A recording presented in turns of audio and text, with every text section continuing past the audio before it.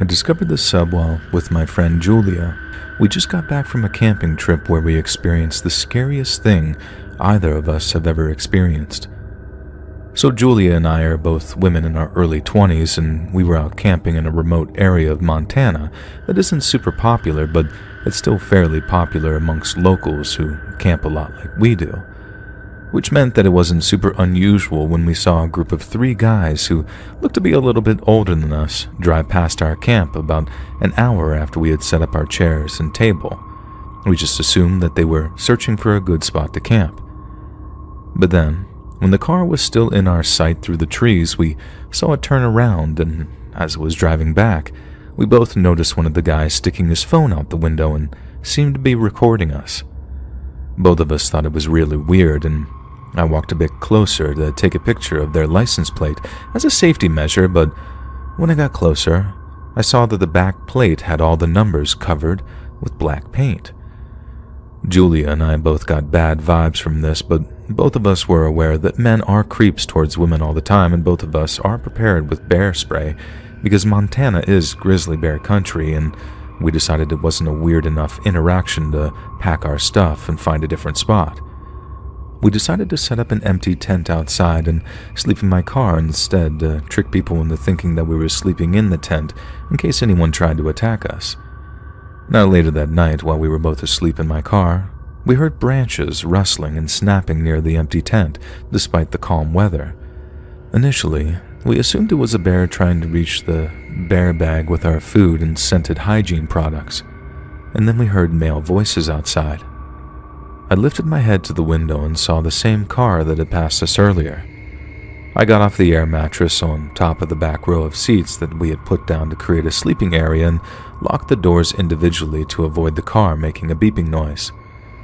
Julia and I stayed still, hoping the men would leave. We would hear them talking, but it was difficult to make out their words from inside the car. The rustling and snapping of branches continued, leading us to think that they were trying to steal something from the bear bag. However, neither of us wanted to look out the window in case one of them spotted us. Eventually, we heard the car leave, which was a huge relief. However, we were too frightened to leave the car until daylight when other campers would be waking up.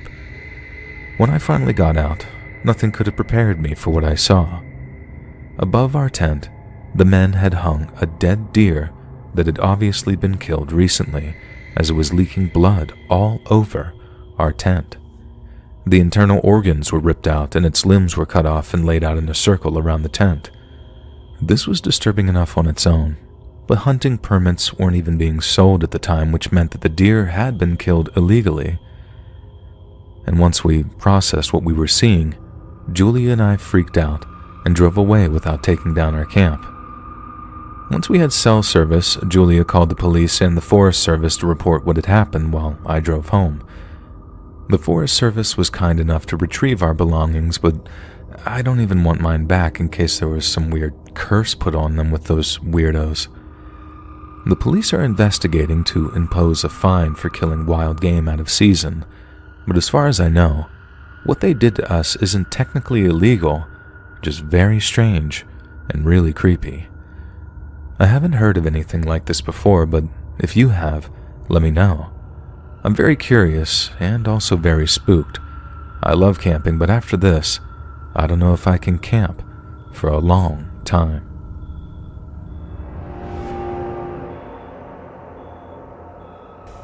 Hey guys, thanks so much for all the support. If you haven't subscribed to the channel yet, please feel free to do so. For more than 100 years now, both Boy Scouts and Girl Scouts have sat around roaring log fires at night and carried on the rich tradition of telling campfire tales. For the most part, these stories have detailed the murderous exploits of all kinds of boogeymen, monsters, and cryptids. Yet some touch on another oft-told urban legend, that of the deranged psycho killer, the escaped asylum patient, hell-bent on the meaningless slaughter of innocents. However, as terrifying as these stories may be, we still use them for entertainment purely on the premise that they're completely fictional, that the monsters we're so afraid of can't really hurt us. There aren't any real psychopathic killers out there in the woods, are there? But maybe it'd be best to hear the story of the Oklahoma Girl Scout murders before we make any definitive judgment on that. Nestled into Mayes County, Oklahoma, Camp Scott used to be one of the Sooner State's premier Girl Scout camps. It's also one of the oldest, with the year 1977 being the 50th anniversary of its founding. Camp Scott also happens to be located on 410 acres of the most beautiful land in the entire country, with the surrounding area comprised of gently sloping hills, Tolkien-esque forests, and a tranquil freshwater creek. Interspersed in the area are a series of platform tent clusters which host any visitors. For those who were never scouts as kids, a platform tent is a large canvas tent pitched semi-permanently on a raised wooden platform, sometimes with a tin roof or tarp on top. It can usually sleep 4 to 6 people and has zippers on both sides of the tent to close the inner flap, with ties to close the outer and side flaps. There is no way to 100% close the tent in a secure way, but it is generally sturdier of an option than tent camping on the ground, and platform tents are somewhere between a cabin and a tent in terms of comfort. Like many Girl Scout camps, the tents at Camp Scott were arranged in small campsites scattered throughout the camp, each with fire pits and related amenities, with each named after a Native American tribe. You could be forgiven for thinking the camp was an outdoor paradise, a serene, wholesome slice of Eden, brimming with innocence, far from the hustle and bustle of the big city. But just a short while before the camp season of 1977, a training session was held in which veteran camp counselors would coach the incoming counselors in training on what would be expected of them. One of these counselors picked up a box of donuts on the way over, finding that a sweet treat made for a great conversation starter among the new arrivals and generally made them feel more welcomed. She shared a few of the donuts among her fellow counselors, but left the remaining donuts back near the counselor campground when she took the new arrivals on a tour of the area. When she returned, the donuts were gone, and in their place was a filthy handwritten note that bore just 3 scrawled words. 3 will die. The girl immediately showed the note to one of the camp's head of operations, but instead of taking the threat seriously, they dismissed the note as nothing but a tasteless prank and instructed the counselors to go about their business as usual. On the first day of camp season, Girl Scouts from all 4 corners of Oklahoma were bussed into Camp Scott to begin the first of many week-long visits. The mood was generally high among the young women, as school had recently finished and that summer break elation was still very much at its peak. But that Sunday, June 12th, was hardly an ideal summer's day. Thick fogs and misty rains had turned the camp into a complete soaked mess.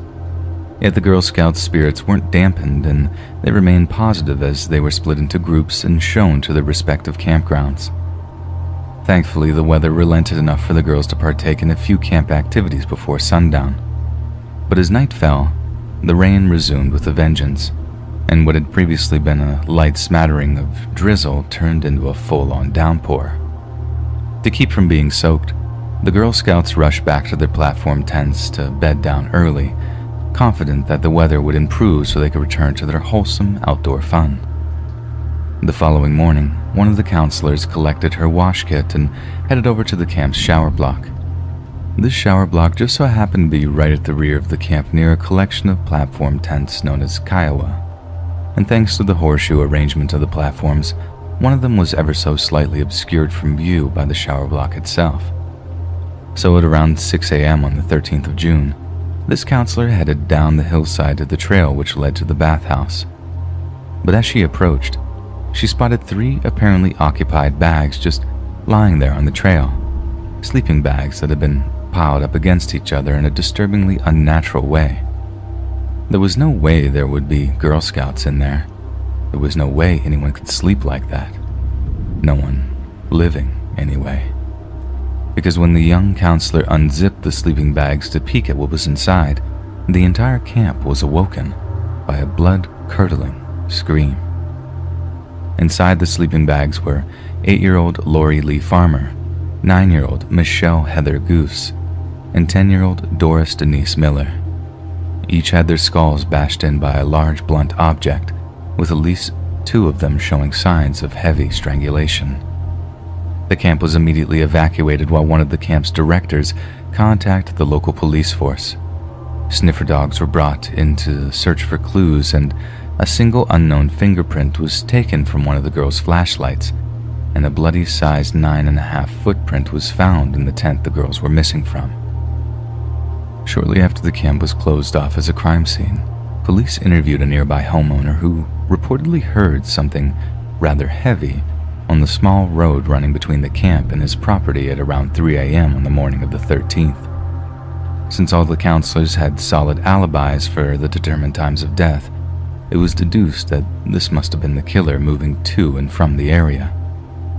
After a large-scale manhunt was launched to flush out the murderer, local and federal law enforcement honed in on a man named Gene Leroy Hart. Hart already had multiple convictions for indecent assault, attempted murder, burglary, and escaping federal custody. And although he lived out near Tulsa at the time of the murders, it turned out that he grew up in a house less than a mile away from Camp Scott. It also turned out that Gene Leroy Hart was of Native American heritage, Cherokee to be exact, so police began to canvass the local charity community in hopes that they could assist them in tracking Hart down. Despite being somewhat distrustful of the visiting police officers, it said that once the local Cherokee learned that Hart was wanted in connection with the murder of 3 little girls, they fell over themselves to aid in the investigation. Eventually, a Cherokee man contacted the police by telephone, informing them of a rumor that Hart was sheltering in the isolated traditional home of a well-known medicine man. And although the place proved difficult to find, police found the tip to be a good one. Hart was arrested there and then, with the medicine man insisting he had no idea Hart was accused of such a heinous crime. According to him, Hart had merely confessed to doing something terrible, although he wouldn't specify exactly what it was. At his trial for the girls' murders, the local sheriff claimed that he was 1,000% sure that Hart was the guilty party. Yet despite the man's blind certainty, there was a number of holes in the prosecution's argument that were too significant to discount. The most pertinent being that Hart didn't wear a 9.5 size shoe, meaning it couldn't have been him that stepped in the girl's blood back at Camp Scott. The prosecution argued that a man could easily wear a size too small or too large, and that the defense's argument was a flimsy one.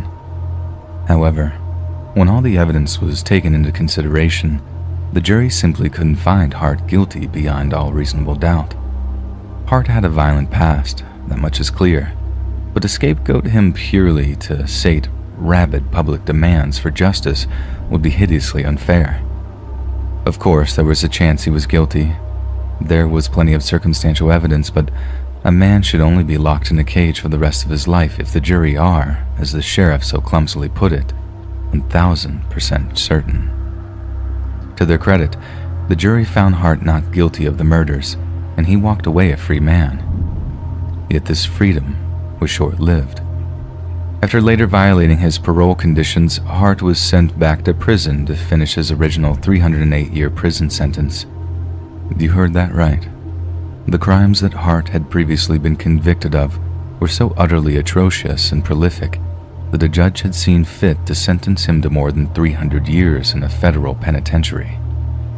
He died of a heart attack in the prison exercise yard just 2 years later.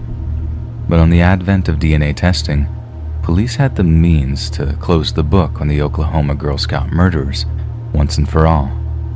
When test results came back, police were stunned to discover that the chances of Hart being the girl's killer was almost 1 in 8,000. The victims' families have since demanded that more modern equipment be used in the hopes of getting more accurate readings, but law enforcement have insisted that the chances of an alternate result coming back are slim to none. As for the site of the murders, Camp Scott was never reopened to the public, becoming far too associated with a horrifying unsolved tragedy in which 3 young girls needlessly lost their lives. And without anyone convicted, there was no way anyone was going to send their kids to Camp Scott while the killer still stalked the area. These days, there's little left but forest where the camp once stood, Nothing to remind anyone of the 3 little girls who only ever wanted to have a fun summer at camp, but never returned home.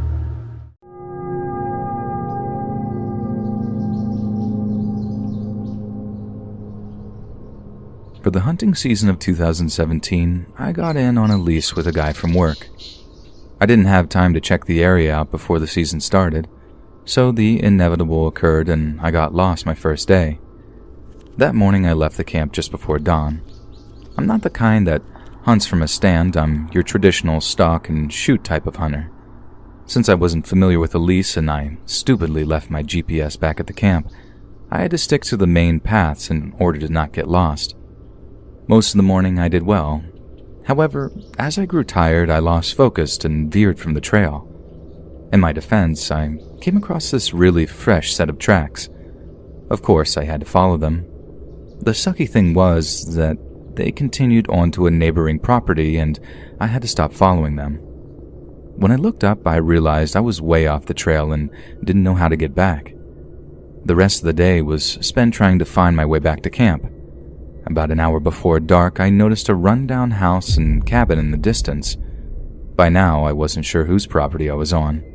I hoped that if somebody was living there, they could help me, but as I got closer, I could tell the place had been abandoned for a good while.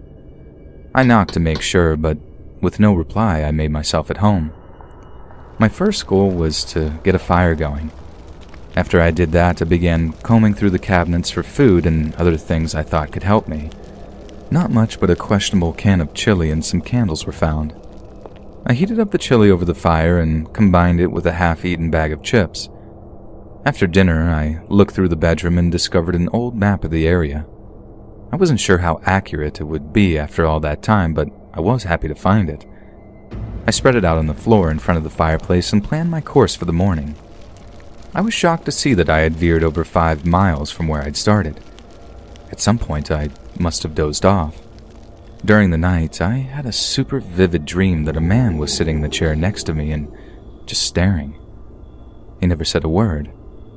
And when I jerked awake and saw that I was alone, I was relieved and quickly fell back asleep.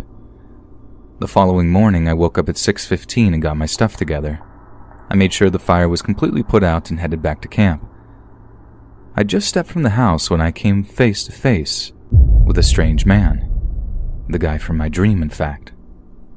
I was confused at first, and when he spoke, I knew my dream had really happened.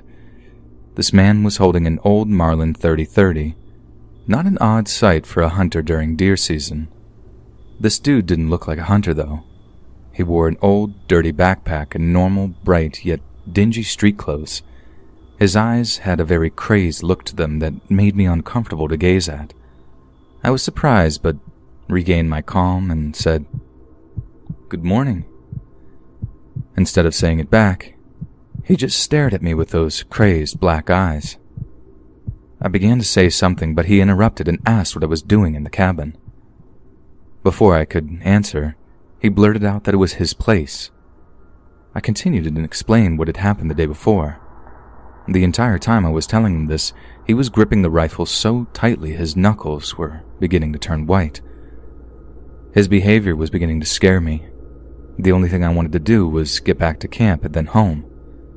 The last word had barely left my lips before he angrily told me that it was his place. It appeared to have been empty for quite a while, but I wasn't going to argue with him. I apologized as quickly as I could and went on my way. For a good 100 yards or more, I kept looking behind me. I was waiting to get shot in the back. Every time I looked back, he was staring maniacally back at me and death gripping his gun. It took a couple of hours to find my way back, but by then, I'd had plenty of time to dwell upon our encounter, and I was truly freaked out by then. It actually hit me. The guys that were still in camp were happy to see me and asked what had happened. I just said I got lost and camped out for the night, never mentioning the nutcase that I met. I doubt that they take it seriously anyhow. The whole experience had me so scared I wanted nothing more than get home. The other guys must have thought I was crazy. After throwing all my stuff into the back of my truck, I tore off out of there and never returned. I knew I'd never be able to feel safe knowing that kook was somewhere out in the woods, possibly watching our party. That following Monday, my friend asked what had caused me to leave so abruptly. I made up some lie about my wife being sick. I'm not sure if he even believed it. Nothing was said about it again, and maybe, just maybe, things are better that way.